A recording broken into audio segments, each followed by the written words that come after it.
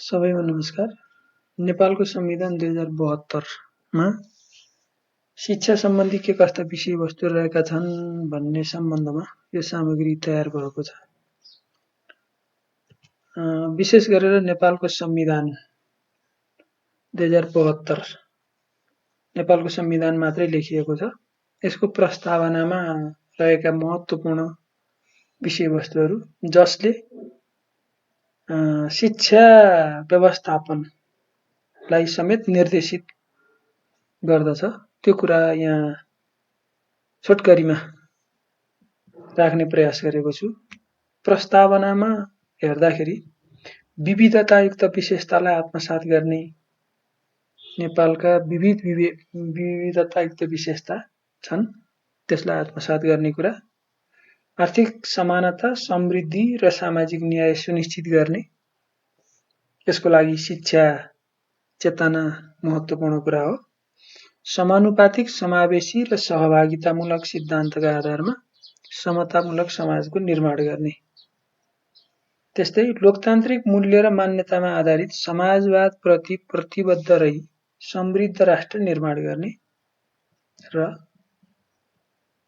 संघीय लोकतान्त्रिक गणतन्त्रात्मक शासन व्यवस्थाको माध्यमद्वारा दिगो शान्ति, सुशासन र विकास र समृद्धिको आकांक्षा पूरा गर्ने, यी कुरा प्रस्तावनामा उल्लेख भएका छन्। यसको लागि मानवीय चेतना, मानवीय विकास, ज्ञान, दक्षता, क्षमता वृद्धि हुनु आवश्यक छ। तसर्थ यी कुराहरूले पनि शिक्षालाई निर्देशित गरिरहेको हुन्छ। तसर्थ संविधानमा भएका शिक्षाका प्रावधानहरूलाई हेर्दै रहँदा प्रस्तावनाका यी कुराहरूलाई पनि ध्यान दिनुपर्ने अवस्था छ। अब नेपालको संविधानमा भएका शिक्षा सम्बन्धी व्यवस्था, त्यति धेरै व्यवस्था संविधानमा हुँदैन। संविधान मूल कानून हो। संविधानमा भएका व्यवस्थाले समग्र परिवेशलाई निर्देशित गर्दछ। यस सामग्रीमा उल्लेख भएका कुराहरू कतिपय वस्तुगत प्रश्नहरूसँग सम्बन्धित पनि हुनेछन्। वस्तुगत प्रश्नमा पनि सोध्न सकिने विषयवस्तुहरू यहाँ रहेका छन्। यिनै कुराहरूलाई आधार मानेर वस्तुगत प्रश्न पनि बन्न सक्छ र विषयगत प्रश्नमा पनि यी विषयवस्तुहरू आउन सक्छन्। विषयगत प्रश्नको उत्तर लेख्ने क्रममा पनि यी विषयवस्तुहरू उपयोगी हुनेछन्। त्यसको साथसाथै संविधानमा के कस्ता शिक्षा सम्बन्धी व्यवस्था छ भन्ने कुरालाई हामी सबैले जानकारी राख्नुपर्ने विषय हो। अब संविधानको धारा 31 मा शिक्षा सम्बन्धी हक छ। 5 वटा उपधारामा यो हकलाई व्याख्या गरिएको छ। प्रत्येक नागरिकलाई आधारभूत शिक्षामा पहुँचको हक हुनेछ।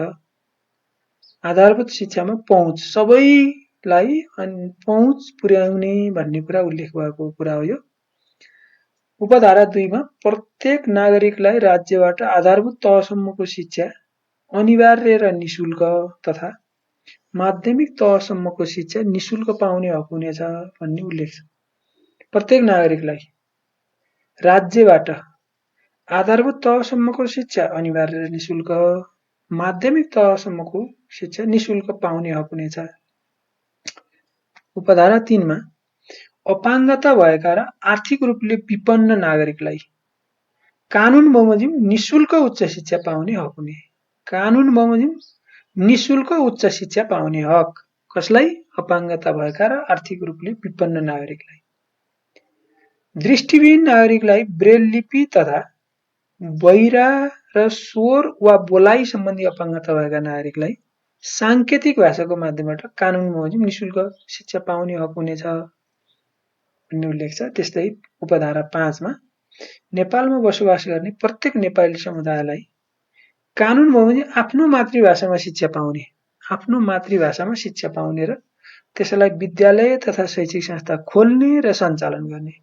नेपालमा बसोबास गर्ने प्रत्येक नेपाली समुदायलाई आफ्नो मातृभाषामा शिक्षा पाउने र त्यसलाई विद्यालय तथा शैक्षिक संस्था खोल्ने र सञ्चालन गर्ने हक हुनेछ भन्ने यो शिक्षा सम्बन्धी हकमा उल्लेख भएको छ। अब धारा 38 मा महिलाको हक छ। त्यसको उपधारा 5 मा महिलालाई शिक्षा, स्वास्थ्य, रोजगारी र सामाजिक सुरक्षामा सकारात्मक विभेदका आधारमा विशेष अवसर प्राप्त गर्ने हक हुनेछ भनेर शिक्षाका कुरा पनि उल्लेख भएको छ। यसमा शिक्षा क्षेत्रमा पनि सकारात्मक विभेदका आधारमा विशेष अवसर प्राप्त गर्ने हक हुनेछ भन्ने उल्लेख। त्यस्तै धारा 39 भनेको बालबालिकाको हक हो। यसको उपधारा 2 मा प्रत्येक बालबालिकालाई परिवार तथा राज्यबाट शिक्षा, स्वास्थ्य, पालन पोषण, उचित स्याहार, खेलकुद, मनोरञ्जन तथा सर्वाङ्गीण व्यक्तित्व विकासको हक हुनेछ भन्ने छ। यो शिक्षा प्राप्त गर्ने हकको कुरा रह्यो। त्यस्तै 39 धाराको उपधारा 3 मा प्रत्येक बालबालिकालाई प्रारम्भिक बाल विकास तथा बाल सहभागिताको हक। प्रारम्भिक बाल विकास तथा बाल सहभागिता, यसले हाम्रो शिक्षाको प्रारम्भिक बाल विकास कक्षा, त्यसको लागि उनीहरूको सर्वाङ्गीण विकासको लागि पाउनुपर्ने व्यवस्थाको सम्बन्धमा निर्देशित गर्दछ। त्यस्तै धारा 40 दलितको हक हो भने 40 को उपधारा 2 मा दलित विद्यार्थीलाई प्राथमिकदेखि उच्च शिक्षासम्म कानून बमोजिम छात्रवृत्ति सहित निशुल्क शिक्षाको व्यवस्था गरिनेछ। दलित विद्यार्थीलाई प्राथमिकदेखि उच्च शिक्षासम्म, विभिन्न कुराहरू छन् है। दलित विद्यार्थीलाई प्राथमिकदेखि उच्च शिक्षासम्म कानून बमोजिम छात्रवृत्ति सहित निशुल्क शिक्षाको व्यवस्था गरिनेछ भन्ने उल्लेख छ। प्राविधिक र व्यावसायिक उच्च शिक्षामा दलितका लागि कानून बमोजिम विशेष व्यवस्था गरिनेछ भन्ने उल्लेख छ। त्यस्तै धारा 42 भनेको सामाजिक सुरक्षाको हक हो। यसको उपधारा 2 मा आर्थिक रूपले विपन्न तथा लोपोन्मुख समुदायका नागरिकको संरक्षण, उत्थान, सशक्तिकरण र विकासका लागि शिक्षा, स्वास्थ्य, आवास, रोजगारी, खाद्यान्न र सामाजिक सुरक्षामा विशेष अवसर तथा लाभ पाउने हक हुनेछ भनेर विपन्न लोपोन्मुख समुदायका नागरिकहरूको लागि शिक्षा लगायतका क्षेत्रमा विशेष अवसर तथा लाभ पाउने हक हुनेछ भनेर यी पनि शिक्षासँग सम्बन्धित केही न केही कुराहरू उल्लेख भएका धारा तथा उपधाराहरू रहेका छन्। अब नेपालको संविधानमा धारा 51 मा राज्यका नीतिहरू उल्लेख भएका छन्। विभिन्न क्षेत्रगत नीतिहरू छन्। ती नीतिहरू अन्तर्गत जमा हेर्दा नागरिकका आधारभूत आवश्यकता सम्बन्धी नीति भन्ने उल्लेख छ। यो जमा उल्लेख भएका नागरिकका आधारभूत आवश्यकता सम्बन्धी नीतिमा 4 वटा नीतिहरू शिक्षासँग सम्बन्धित रहेका देखिन्छ। अब ती नीतिहरूलाई पनि हामीले हेर्नुपर्ने हुन्छ। यो विषयगत प्रश्नको हल गर्दै रहँदा यो विषयवस्तु आउन सक्छ, लेख्नुपर्ने हुन सक्छ।